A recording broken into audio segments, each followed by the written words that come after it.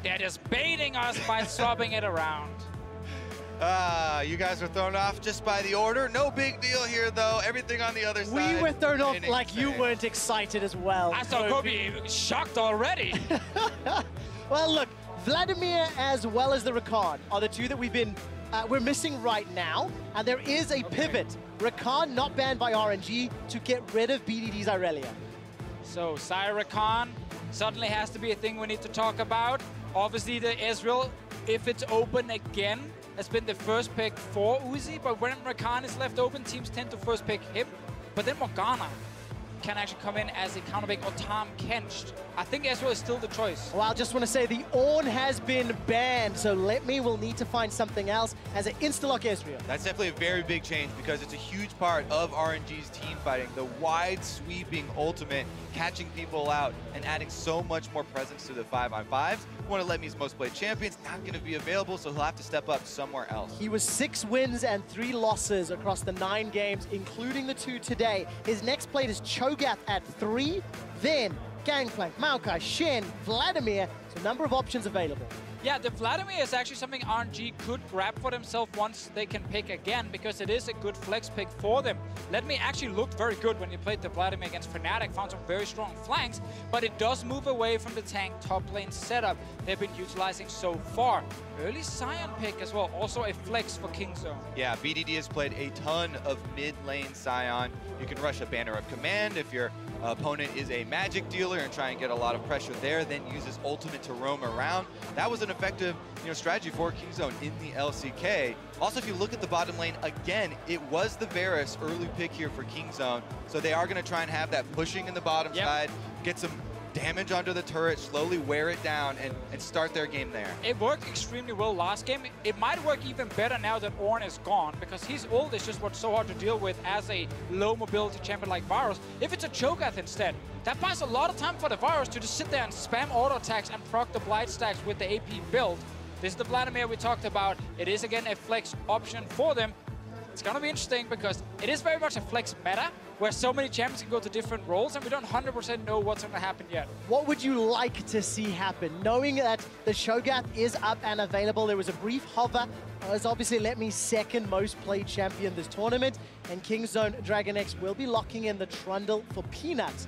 Of course, there is a flex possibility there, but we're expecting it's going to be Peanuts. I would love a top lane that can engage. I think Skarner is not necessarily the best main engage because he runs at you and then needs flash to actually surprise you. He's great follow-up engage, and the same thing for Vladimir with flanking. I want to see if that is a possibility. Sion would of course have been a good choice, but that was stolen. Yeah, that one's taken away. They still have things, like Shen that we have possibly seen at the tournament, but it becomes a bit more difficult to execute once you get to those 5-on-5s. It could, lend some more greenness down to the bottom side though, and Uzi, and try and buff them up. I like the Rakan ban here because that would have been an engaged support that could have worked really well in the RNG composition, because again, they have follow-up engage right now. They need the main one. Initiation, step 1 engage. Where will it come from, if at all? Kingzone needs to ban out one more champion here in phase 2. We see the Rise showing his face in that ban pool, despite not being one of the most successful champions at the tournament. XiaoHu actually is undefeated on that one. It will be the Braum removed from the table. So Tahm Kench is still up and available. Janna still up and available. Thinking about what other support champions could be in the pool, depending on which direction the teams want to go. Yeah, if RNG just want a hard win bot lane, then Janna is an okay choice. The problem is Varus' ult is amazing at level 6 against squishy range supports, because then you send down your jungler, you land the ulti onto the squishy range support, and they basically just die instantly. So the Varus pick here could actually cause a lot of issues for RNG and their normal game plan. And they're able to get their lane compatriot as well. Tahm Kench once again picked up to try and help out Varus towards the later stages of the game. You can just devour him right out of a Skarner ultimate and keep him safe. And also RNG is saying, okay, we know you have the Varus to kill tanks, you have the Trundle ulti. We don't want to give you a Cho'Gath feast as well, because then there's no way we can win the normal team fights against you. So that's why they also ban it. Let's see if it is going to be Vladimir going top. They still don't know where Sion is going. And so far during the tournament, mid lane Vladimir has been much, much stronger. And if they send it up to top side, they might lack engage on the side of RNG. Let's wait and see. What other champions are available? We've mentioned the Shen, we've touched on even the Maokai, which is something we've seen if they wanted a tank in that top lane. And It will be the Shen, Kobe. So there's the team composition here from RNG. And they've got the range matchup into the Varus Tahm Kench lane. Yeah, so they're gonna try and punish that with globals, but Khan isn't done yet. The classic counter pick to Shen, a GP. When Shen TPs away, GP ulti follow, and then he just outscales you. Even in lane, you can hit your barrels to penetrate armor, you can get true damage from the passive, you can eat oranges and get out of the taunt. We'll see though, is there gonna be extra pressure brought? Well, that's kind of the thing here. If you look at how RNG wants to start fights, it's most likely XiaoHu running in with the Shen ult onto him and then Skarner coming and flying in to try and grab a target. Shen still is not actually main engaged. He's also great follow-up engaged to a lot of fights. So RNG needs to be very good with their vision and finding flanks to get on to prey in that back line. I'm wondering if XiaoHu is going to take the Spellbook Vladimir, which has been very popular, or the Predator Vladimir, another option, which allows him to keep that Ignite for later for when he does get in as well. Because there's so many sources of mobility for Vladimir nowadays with the changes to Shirelia's Reverie. It's a very low cooldown, and that is a very popular item. Yeah, we also saw it picked against a roaming mid lane in Aurelion Soul. Now, Sion can ult to side lanes as well, so it is definitely a very good option for XiaoHu in this game here. RNG, though, they want to win this bot lane. That's why they draft the Shen. That's why they risk the counter pick top for Khan, because they need Uzi to get ahead. Oh, there's a sentence I've never heard before. RNG want to win the bot lane. And we'll see whether or not LetMe's unkilled Shen will help out. Both of these players, LetMe and Khan, have run their respective champions once this tournament, and they have both gone unkilled. 1-0-9 for LetMe's Shen, and 7-0-14 for Khan's Gangplank. You can hear Zenith cheering for RNG as we load up onto the Rift. And importantly, one of the questions from Draft is answered. It is unsealed spellbook on the side of XiaoHu's Vladimir. Notice level 1 here. Sweeper on Peanut. We have seen this once when you then invade and you expect the enemy team to put a defensive ward on one of their buffs. You can use the Sweeper to kill that and try and get an early edge on his side. We know Kingzone, very famous for the level 1s, used it last game to kill Uzi. Kingzone are kind of thinking that it is going to be Uzi and Ming starting in lane, trying to utilize their range matchup here down bottom and push and get the early lead. So maybe it's a delayed invade. Because if their duo does start down there, they could go check the red. Well, they're still sitting here waiting. So they're not looking to split the map towards top side. And that obviously is because Khan on the GP is not necessarily looking to just perma-shove to a turret 24/7. There's very much an even matchup between him and LetMe early. Peanut is still sitting there. Yeah, makes me think they would do it, but it looks like could also just be for defensive. Yeah, with Prey moving over as well, he's going to land some extra damage. And since they're going to give over control of the bottom lane anyway, just going to let the Ezreal and Janna push on in. All right, so no shenanigans to start off game number 3. But a very different style of draft now from what we've seen in game 1 and game 2. A lot more emphasis going to be on RNG side to set up those fights. Fisher, you talked so much about the later stages where not having that primary engage tool, you're going to be very reliant on getting those Shadow Dash taunts or fighting the flanks from Vladimir. Now, it can work. It's just more difficult to set up. Yeah, and the reason I highlight it so much is because it's such a big difference from the Ornn games they've had so far, where you have this guaranteed way of always engaging. So we just have to see how RNG plays it. We know from back in the LPL that they love to play 1-3-1 on their side, despite it being Kingzone who's actually doing it in this series. If you look mainly at game 1, so XiaoHu will go to a side lane later, and he will be able to outmatch BDD. Yeah, he's going to be the one looking for those flanks, looking for the pockets of Fog of War to work with. Down bottom, though, we had Peanut walking through the river. We're going to take a look at Uzi. Oh, Gorilla is going to go for the flash forward. Gets the lick, looking for the stick. Will be happy to take Uzi's flash. And Ming's going to get some return damage. Oh, this is a classic strategy from the LPL against Uzi. Early gank him in the lane, try and set him behind.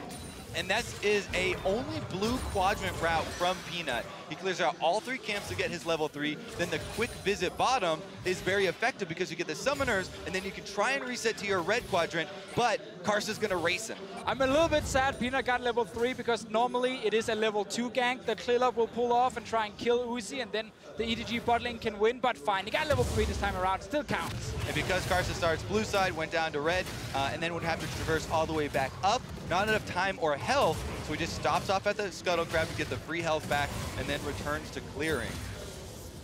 And let's see what this is going to have, what impact this will have on the matchup.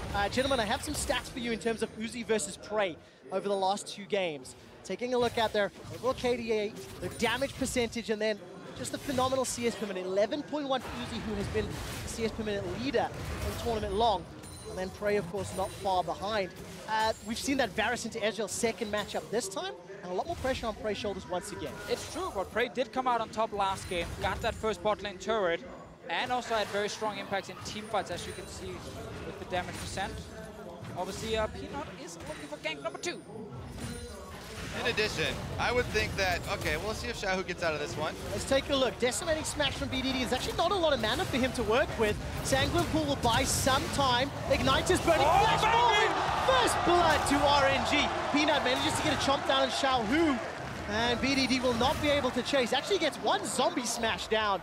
First blood to LPL. XiaoHu just has ice in his veins, plays it so calmly there, baiting them in. As soon as you see that Predator pop up over your heads for Kingzone, they gotta know that they've been had. Perfect timing, though. We talk about XiaoHu coming into this game, how he is such a superstar also for RNG, despite us mainly talking about Uzi normally, and then he gets to play Vladimir mid, and he gets the first kill. Kobe, how did it happen? Take a look here because Peanut waiting in the brush is going to move up with the Trundle. And as I said, it's dangerous to over chase into the side lanes. So they put this ward down. But then as soon as Predator pops up, Peanut starts to back away. He knows BDD is in a very tenuous situation. And nothing BDD can do on the way out with the zombie. In the end, first blood for RNG. Not in the lane we expected it. Because normally with this Vladimir, you're not getting early kills. And Sion typically never dies in lane.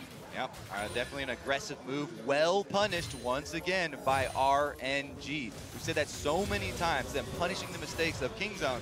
And here, it does give them some early game control. Also controlling the bottom lane here with Ming on his range support. So that is also a change from the last game with Janna being back in the lineup. And also so important, Ming holding on to his flash from that very, very early gank. We saw in the previous game how flashless targets were picked on and punished. Now that was LetME and Khan primarily. This time around, both of them on these top lane champions that want to scale. Not the most exciting pre-6, but now Stand United's up for LetME. We're gonna have that cannon barrage for Khan. They will start impacting the other lanes. It is very, very true. Karsa is looking for something else. Nope, he just wants to go back to base. That's okay as well. You don't have to perp gank when you're not level 6 on a Skarner. Ming though also, not only with the laning phase where he's gonna be very useful. GP, Trundle, and Sion on the other side. 3 champions where Ming's ulti can be huge. Of course, the GP can land the barrels from range, but typically in late game fights, you want to get in and get an auto 2 off with crits. That is something Ming can prevent. So Kingzone might actually struggle reaching Uzi, and RNG could also struggle reaching Prey on the other side. Yeah. Meanwhile, during the laning phase here, we have the double teleport bottom once again from Kingzone as Gorilla uses his spellbook to switch over there and get back to lane. Uzi and Ming continually trying to harass them, though, and keep them low, whittle them down under this turret, and keep that pressure. 4 teleports in total on the side of Kingzone. Looking at 2 for now on the side of RNG. XiaoHu can swap to that later. As it stands, small CS advantages for every lane on RNG. Plus 10 for LetME, plus 10 for XiaoHu, plus 11 for Uzi. And that's giving them this 1,500 gold lead with the addition of First Blood. And Khan's going to be the recipient of a dive. Predator is ready, and XiaoHu is roaming up. This is going to be a 3v1. There is so much damage to come down. The Impale will come out. I'm looking for the oranges. Gets eaten, but it is not okay. XiaoHu 2-0. Yeah, this mid laner here getting the first blood, then moving up to get another kill in the top lane. Khan's CB's on cooldown, so he will lose all these minions. Also use these ultis, not available for fight here. Shen ultimate definitely ready here. They could stand united. Ming's fishing around. They don't have any more vision left, though, as Gorilla puts down the control ward. Wisely backing away. XiaoHu made it to mid lane. LetME just about to finish the recall, and the mountain's interrupted. That right there is why for 6 years we've been saying, go to the source of the global. Gank the global, because once they kill Khan, they have an extra man advantage. Even though they spent 2 people roaming to the top side, LetME with his Stand United available could threaten on the bottom side and dissuade them from doing that dragon. They ganked the global and they ganked for the global as well on the side of RNG, and it was very, very effective here. Shen is doing well. LetME had to blind pick it and realized there was a high chance GP would show up, but GP's for late game. Early game here, RNG can keep this push. Bot lane, they're winning with the Janna. Top lane, LetME has been controlling it, and XiaoHu is now 2-0. Kingzone, at the moment, they're losing everywhere. They're down 2,000 gold, Deficio. RNG with another strong opening to the matchup. Let's see what XiaoHu can do on this Vladimir, because as you mentioned, he is the recipient of the kills. He is the champion and the player that needs to find the flanks and could be game-changing as we get to those team fights in the coming 10 to 20 minutes. For now, just go back to laning phase, 10 minutes on the card. Shirelia's Reverie just completed by XiaoHu. Yeah, and with so many globals in this game, the cooldown tracking is so important for both these teams to try and see if you actually have that window to pull off the play. Because look at the map right now, there are barely any wards, none of them deep, because there are so many possible answers here with global abilities. So want to see what BDD once he gets the banner completed. Dematerialize is almost gone from XiaoHu's side. I think he could have saved 2 of the stacks. Seeing as Sion loves to rush the banner command, and that's one of the ways you get push in your mid lane and can start moving to the sides. But BDD has not been able to do it so far. LetME, that ulti is ready, Kobe. We're gonna see it bot lane soon. Definitely a possibility. Right now he's got his hands full with Khan, though, in the side brush as he takes a shot in the face. Peanut, though, down bottom might be the one to actually draw out that cooldown. Yeah, that definite possibility becomes an absolute possibility. I'm glad it's possible. Peanut decides to engage.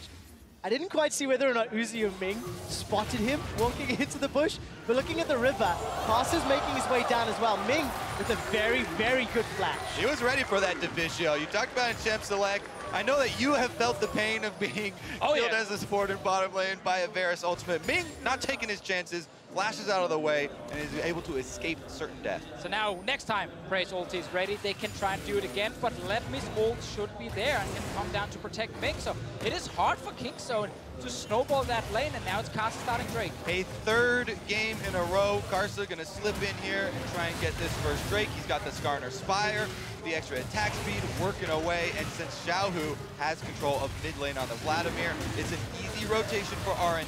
The only positive for Kingzone right now is that Khan is farming. He didn't go for grasp on the GB like we've seen other people do, because he knows this late matchup is fine for him. So he goes for Klepto, tries to get as much gold income as possible.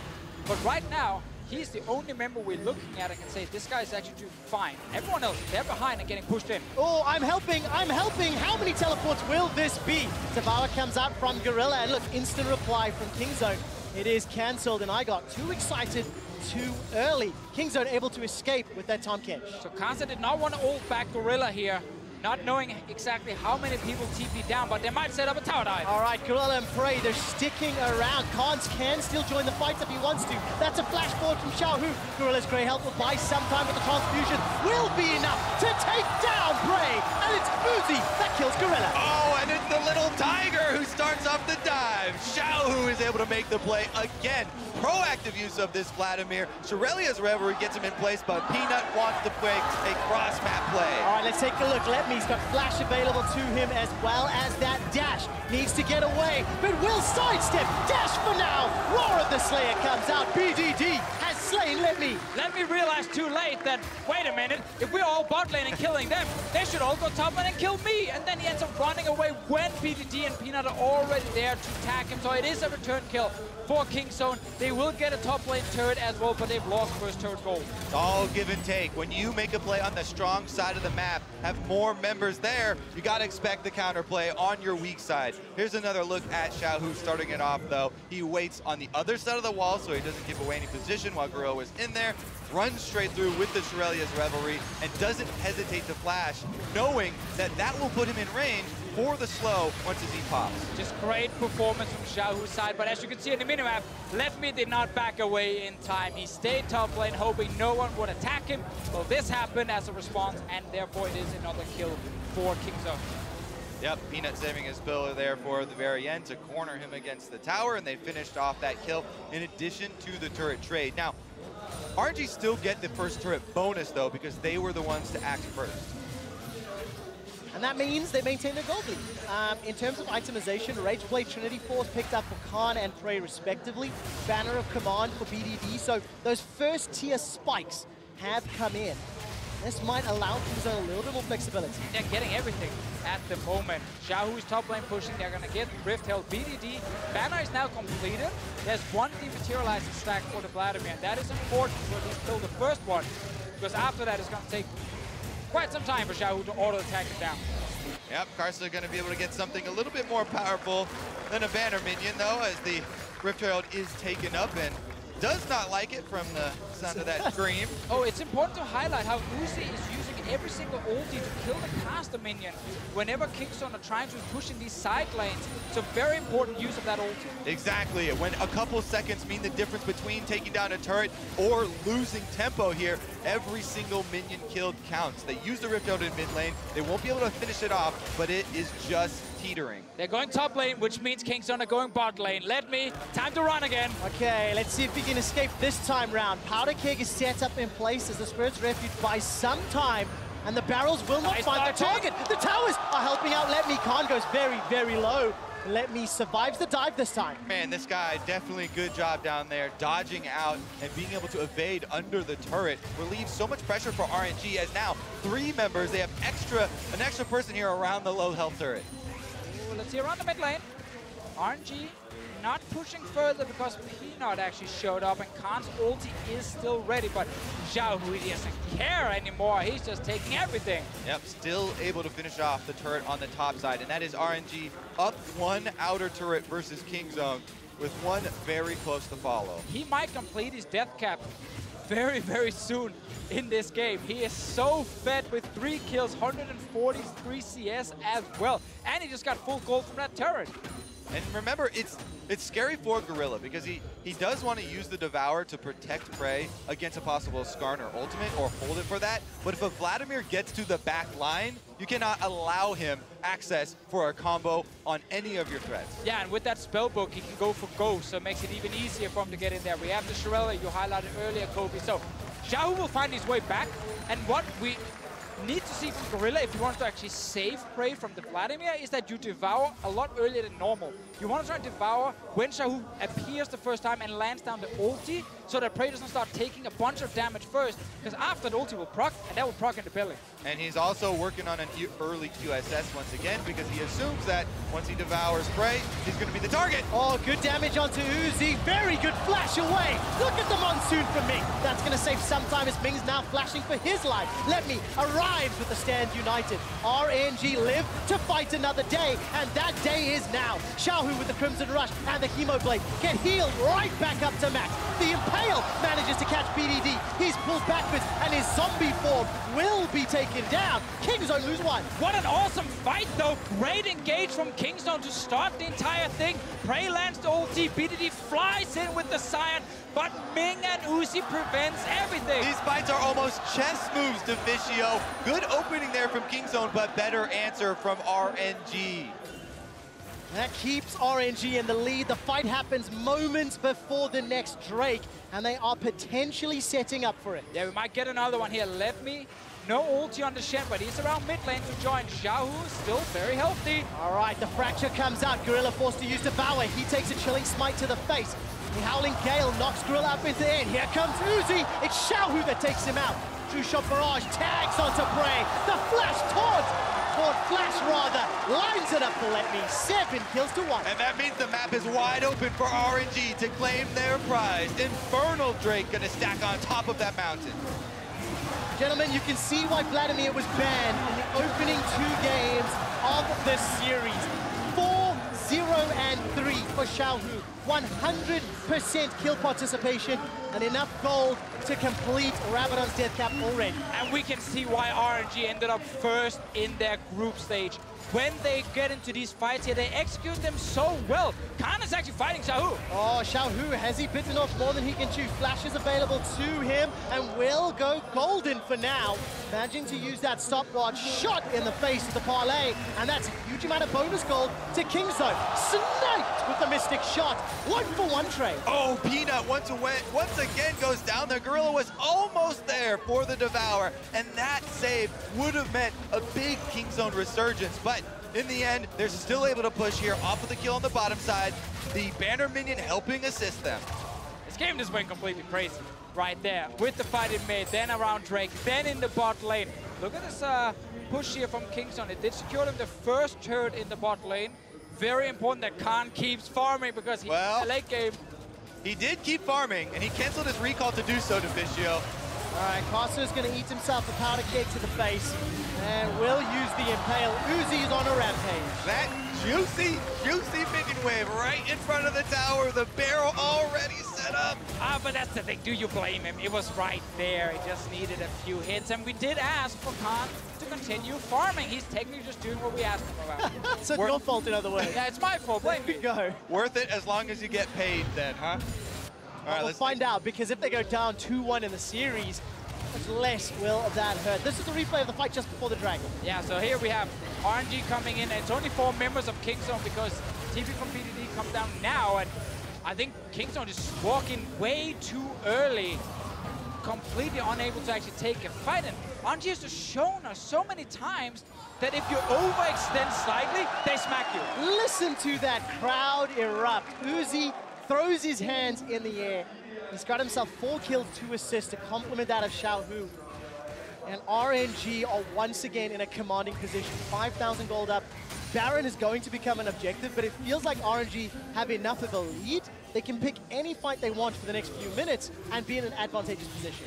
What a series we have on our hands. That death cap is done for XiaoHu. He has tremendous threat onto the back line. And now every summoner spell. Wow, Uzi manages to use that arcane shift. Now he's exhausted. Here comes Khan. Stands United buying some time. There's no flash for Uzi, but he manages to get another arcane shift. LetME will not find the taunt, but there's enough damage coming out thanks to that Tiamat. Now LetME's in trouble. He gets chopped down, taken out, and killed by Prey's auto attack. XiaoHu's looking for a flank, but it's Uzi with the double to close it out. Never doubt Uzi. He makes the play into a good one there as Ming on the Janna gets a reset. Heals him back up, and they continue taking 2 for 1. He actually just baited everyone, his own team and the enemy team, because everyone was just suddenly fighting back and forth here. Uzi has to use everything to try and get out with the QSS, but because Ming is always protecting him, he keeps us getting more kills. Yeah, we've talked so much about the AD carries, but the trust between these duos really coming up big. Ming 007 on that Janna. His monsoons have been game-changing. Finding the right targets, keeping Uzi alive. Yeah, TPing again, they're gonna find some more. XiaoHu's got a flash available to him.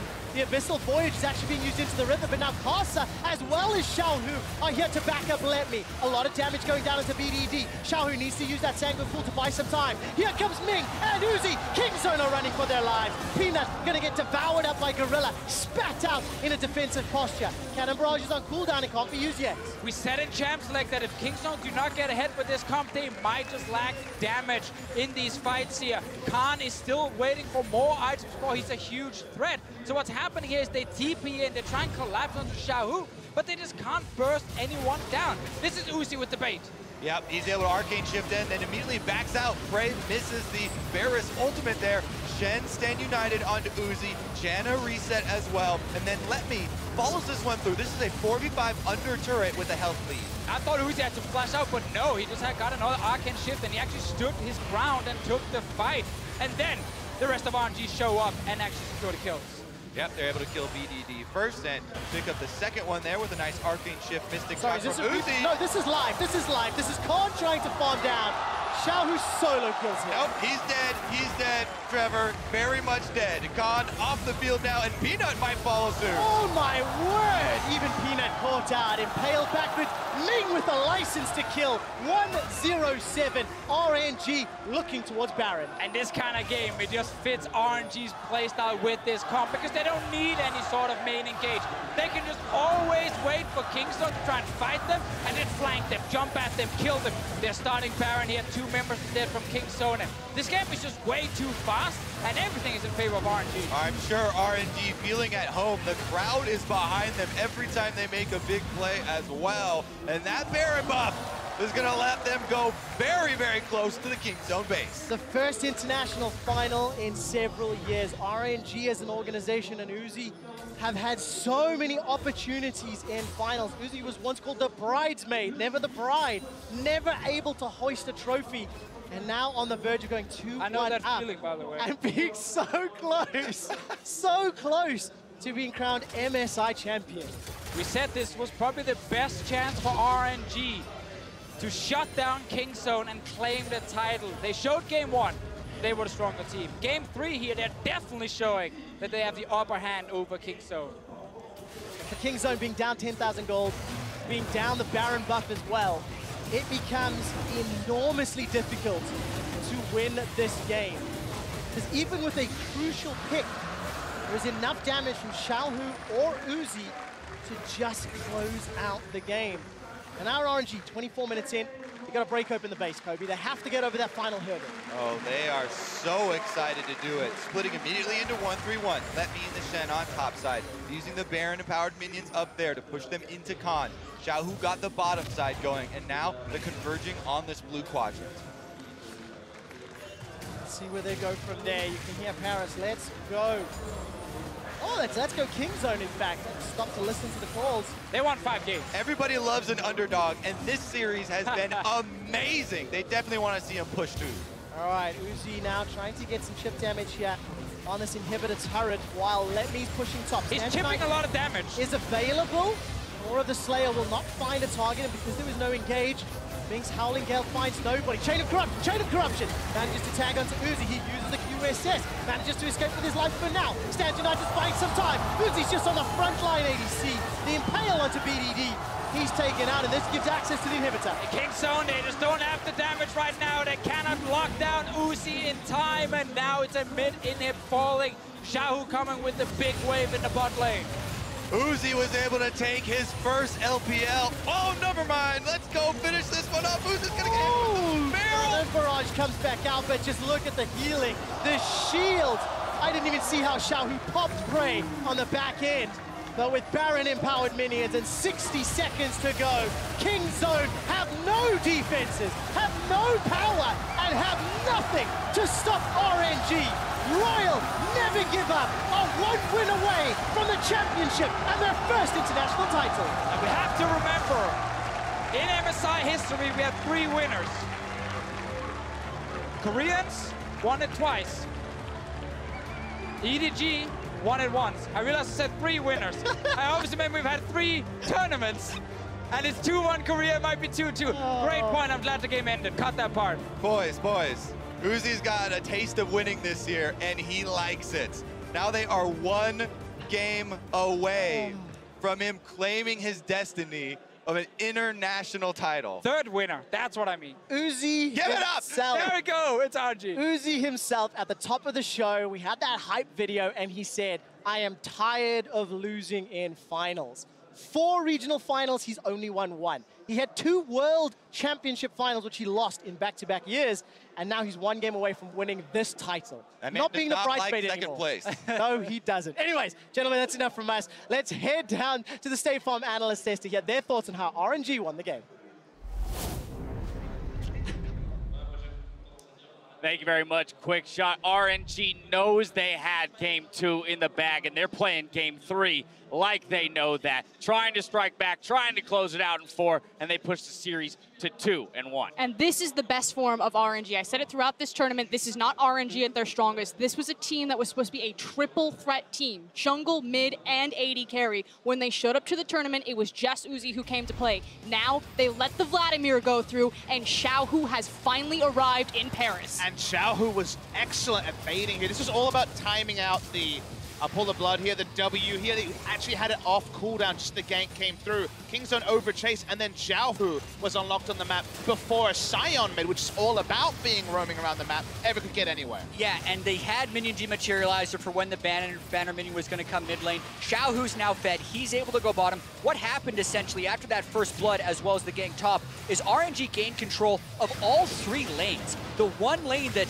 was supposed to be in Kingzone's favor would be the Sion to push in. Once they lose that, the other 2 lanes that are pushing just collapse because RNG played so well. And the thing is from the draft, it should not have been that position. You know, taking Shen into a Gangplank, that is a terrible matchup. You are never going to have a good time. And Sion should have enough push to keep Vladimir at least occupied in the mid lane. But like Pop is saying, you know, with the W cooldown not being accounted for, with Peanut and BDD fumbling the gank, it opened up opportunities for XiaoHu to roam and find the side lane pressure. And XiaoHu was feeling it, Jad and Dash. The big thing there was he actually used his dematerialized attacks early, 5 of them before even the banner came out, because he was feeling, I can push and roam. If I get that first push, I can make things happen. And again, it's him that makes the unexpected move, because Vladimir on the map before Sion is unheard of. And just to put a stamp on your point, Jad, about what that does, winning the mid lane for RNG to the rest of the lanes, Uzi's 10K timing. Do you want to guess? I'm going to say 19 minutes, 50 seconds. 18:47. Oh, are you kidding me? 18:47. I mean, that said, we can sing Uzi's praises all day, but I want to talk about the unsung hero, Ming. He played so goddamn well this game.